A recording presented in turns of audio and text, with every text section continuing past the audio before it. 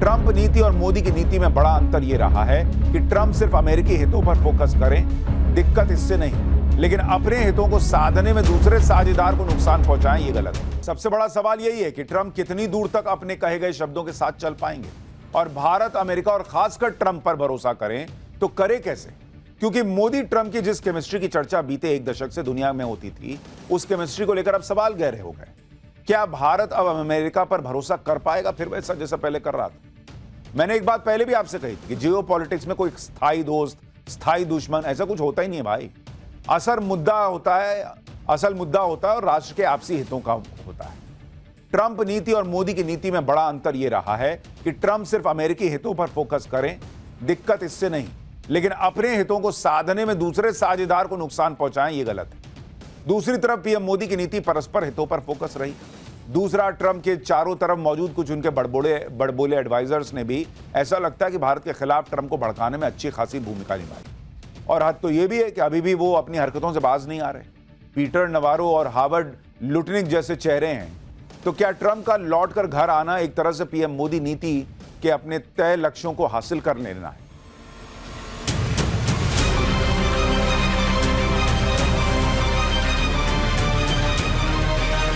Trump लौट कर घर आए हैं या घर आने का दिखावा कर रहे हैं?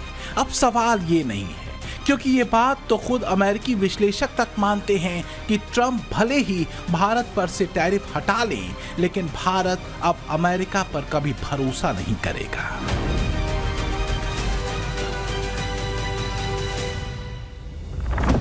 ट्रंप के सुर बदले क्योंकि मोदी ने बता दिया कि भारत के पास विकल्पों की कमी नहीं।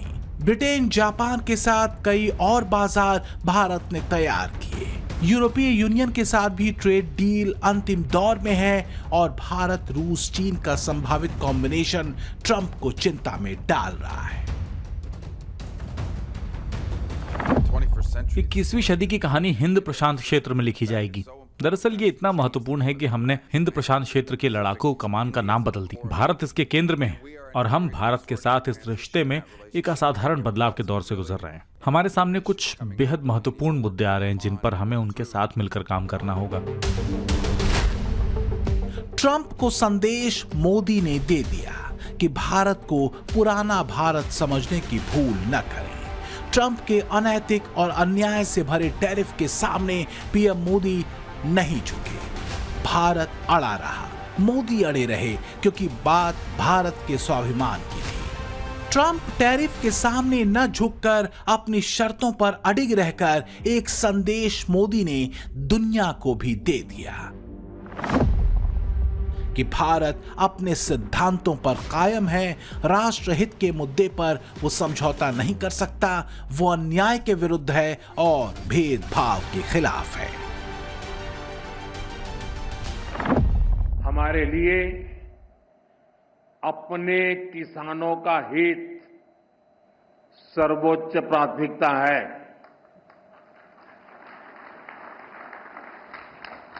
भारत अपने किसानों के, पशुपालकों के और मछुआरे भाई बहनों के हितों के साथ कभी भी समझौता नहीं करेगा।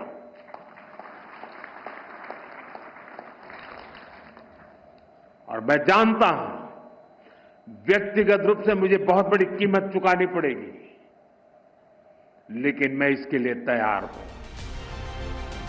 मोदी मंत्र ने सिर्फ एशिया ही नहीं बल्कि ऐसा लगता है कि यूरोप को भी एक नई राह दे दी है, अमेरिकी छत्रछाया से बाहर आने की राह।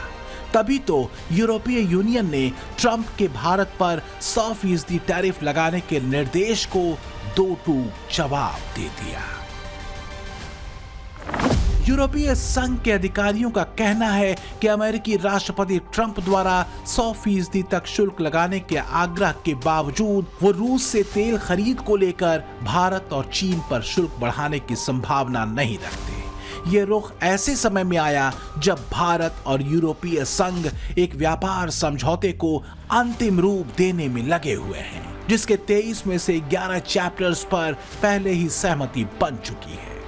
यूरोपियन यूनियन किसी भी कीमत पर भारत के साथ डील को जटिल नहीं बनाना चाहता और उसका जोर भारत यूरोप व्यापार संबंध को सरल बनाने पर है। We need to double down on diversification and on partnerships.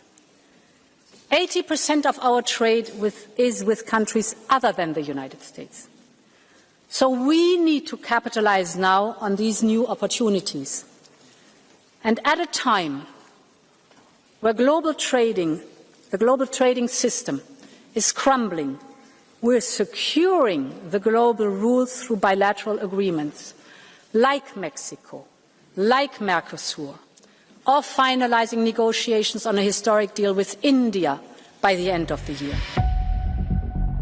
Bharat और यूरोप के बीच व्यापारिक समझौते का मतलब है दोनों के हित, इसलिए दोनों एक दूसरे के लिए महत्व रखते हैं। पीएम मोदी ने एक तरह से यूरोपीय संघ को भी इस बात का एहसास करा दिया है कि दुनिया का मतलब सिर्फ अमेरिका नहीं है।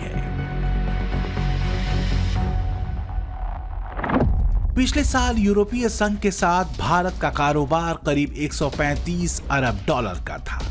गुड्स और सर्विसेज मिला दें तो यह आंकड़ा करीब 184 अरब डॉलर का हो जाता है। माना जा रहा है कि फ्री ट्रेड एग्रीमेंट के बाद इसमें 35 से 50% का उछाल आ सकता है। जाहिर है ट्रंप के भारत पर 100% टैरिफ लगाने की गुजारिश को दरकिनार कर यूरोपीय संघ ने संकेत दे दिया कि ट्रंप के एजेंडे पर चलकर वो अपने हितों पर कुल्हाड़ी नहीं चला सकता। भारत और यूरोपीय यूनियन के बीच अगर कारोबार मजबूत होता है तो इसकी बड़ी वजह मोदी पर भरोसा है।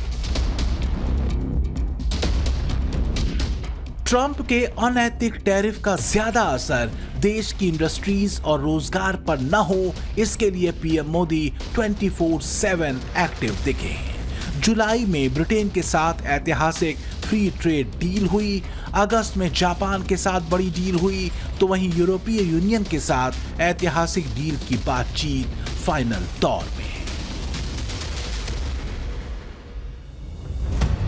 मोदी की प्रतिबद्धता, मोदी का कमिटमेंट राष्ट्र से है और भारतीयों के लिए है। यही वजह है कि अमेरिका से डील फाइनल हो न हो, पीएम मोदी अपने काम, नए विकल्पों की तलाश और नए डील्स को लेकर एक्टिव हैं, ताकि न देश की तेज रफ्तार जीडीपी पर कोई असर पड़े और न ही टैरिफ के असर में आने वाली अलग अलग इंडस्ट्रीज से जुड़े लोगों की नौकरियों पर।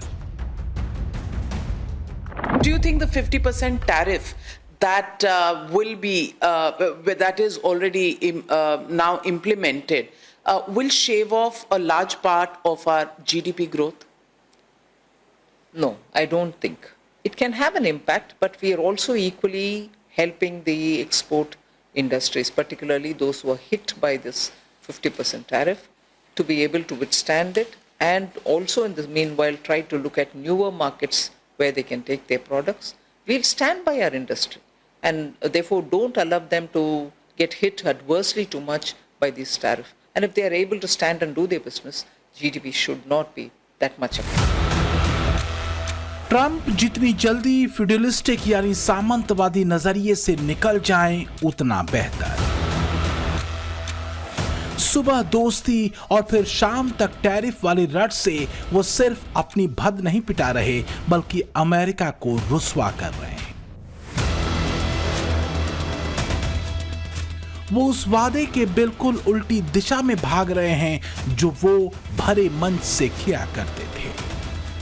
Under my leadership, America soon will be respected again, very quickly respected like never before. America will be respected again and admired again. If we win, America will be feared and respected again.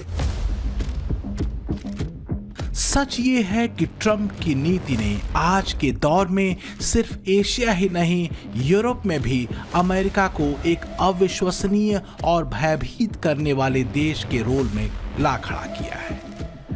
जाहिर है इसका असर America के सम्मान पर भी पड़ा है। भाई शुक्र मनाना चाहिए कि आज भारत आर्थिक शक्ति बनने की राह पर है। दुनिया की चौथी बड़ी अर्थव्यवस्था है। फिच जैसी रेटिंग एजेंसी भारत की जीडीपी की ग्रोथ रेट मौजूदा वित्तीय वर्ष में अनुमान से ज्यादा रहने का ऐलान कर रही है। जो पहले 6.5% थी, वो अब करीब करीब 7% होने का दावा किया जा रहा है। और ये अमेरिका की एजेंसी है बॉस। इसका मतलब क्या हुआ? मतलब सीधा सीधा यही है कि ट्रंप का 50% वाला दाव मोदी नीति ने धुआं कर दिया। कहने का मतलब है कि ट्रंप टैरिफ लगा तो रहे थे, लेकिन मोदी ने उसको उतनी ही तेजी से काउंटर किया। देश के लोगों से स्वदेशी सामान खरीदने की अपील से लेकर नए मार्केट खोजने, दूसरे देशों से बड़ी और ऐतिहासिक डील करने तक मोदी लगातार काम करते रहे। मोदी की अर्थनीति और कूटनीति साथ साथ चलती रही। चीन के साथ रिश्ते को सामान्य करने की दिशा में तेजी से काम कर रहे थे। और आखिरकार ट्रंप को यह समझ में आ गया कि कहीं ऐसा ना हो कि वही हाल हो जाए कि ना मोहब्बत मिली ना विसाले सनम। वैसे भी दुनिया के लिए भारत और पीएम मोदी का जेस्चर हमेशा से एक दोस्त का ही रहा है। राष्ट्रहित को सबसे ऊपर रखने, लेकिन दूसरों को नुकसान न पहुंचाने की नीति प्रधानमंत्री मोदी की नीति रही।